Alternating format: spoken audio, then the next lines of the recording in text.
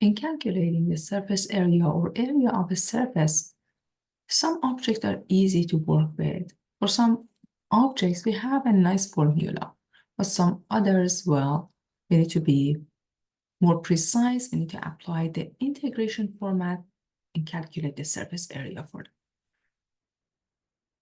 So for example, if you have a nice cylinder like a can and you're interested in finding the area of the surface, we're going to divide this up into three objects.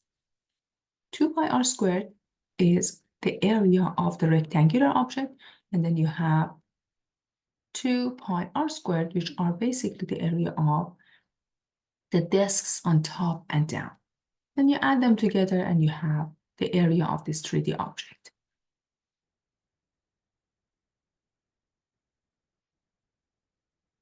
For cone, cylinder, and sphere, we basically have nice formulas. It's not that the cylinder here, it doesn't have the top and bottom, it's just the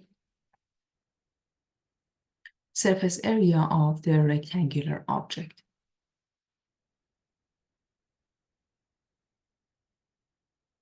And here I listed the volume and also the surface area for you so you can differentiate between them.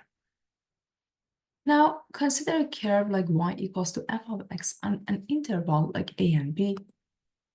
F is a non-negative function with a continuous first derivative on the closed interval a and b. Now imagine revolving the curve about x-axis to generate a surface of revolution. Our object is to find the area of this surface or the surface area. So this is your curve. You start revolving this about x-axis. This is the object that you're getting. What is the area of this surface? I'm going to introduce different formulas. Surface area of revolution about x-axis can be calculated this way. If the function f of x is positive or, in worst case scenario, 0, and it's continuously differentiable on closed interval a and b, the area of the surface generated by revolving the curve y equals to f of x about x-axis is s, which is equal to definite integral 2 pi y is the function itself, times the length of the curve, square root of 1 plus dy over dx squared dx. In nicer form, we can write it in the form of a definite integral of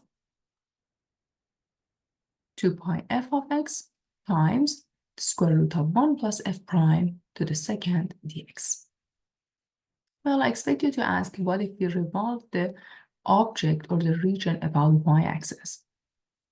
Well, in that case, if x is equal to g of y and is continuously differentiable on the closed interval c to d, the area of the surface generated by revolving the curve x equals to g of y about y-axis is s, which is the definite integral from c to d of 2 pi x square root of 1 plus, now the rate of change of x with respect to y to the second dy, which in turn can be written as the definite integral of 2 pi gy times square root of 1 plus g prime of y to the second power dy. In more general form, for rotation about the y-axis, s is equal to the integral of 2 pi x ds, 2 pi y, or 2 pi x can be considered as the circumference of a circle traced out by the point x and y on the curve as it's rotated about the x-axis or y-axis respectively. So ds can be written as the square root of 1 plus the rate of change of y with respect to x to the second power dx, or ds can be written as the square root of 1 plus dx over dy, or the rate of change of x with respect to y to the second dy. You can visualize each one of them separately. The rotation about x-axis and the rotation about y-axis. So in each case, you can define the circumference and then get your s, which is the integral of 2 pi y ds, or s is equal to the integral of 2 pi x dx. So let me show you one example. In this example, the arc of the parabola like y equals to x squared from the point 1 and 1 to 2 and 4 is rotated about y-axis. Find the area of this surface. Well, this is the object of interest. We have a curve y equals to x squared. We rotate this about y-axis, and this is the area of the surface that we're looking for. But what is the measurement for that? What is the numerical value that we can assign to it? Calculating the volume is not that difficult. What about the area? These are all legit questions.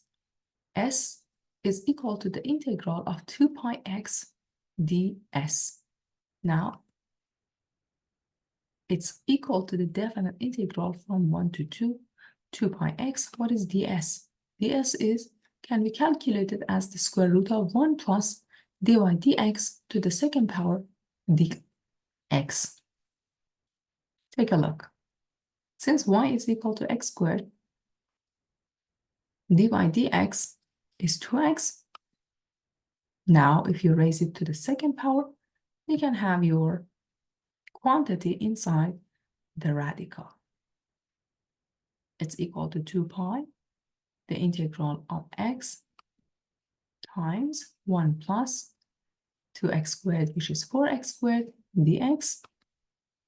If you take u to be 1 plus 4x squared, du can be written as 8x dx. So dx is du divided by 8x, and then you can simplify this. S can be written as 2 pi integral 5 to 17 of square root of u, and for dx we have du divided by 8x, and as you can see, x cancel out.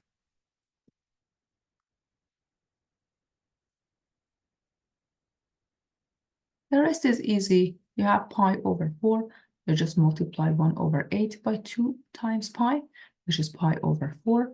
And then you have u to power a half, which is just a power rule. If you add 1 to the exponent, you get 3 halves. So 2/3 times pi over 4, and the u ranges between pi to 17. In turns, you get pi over 6, 17 square root of 17, minus 5 square root of 5.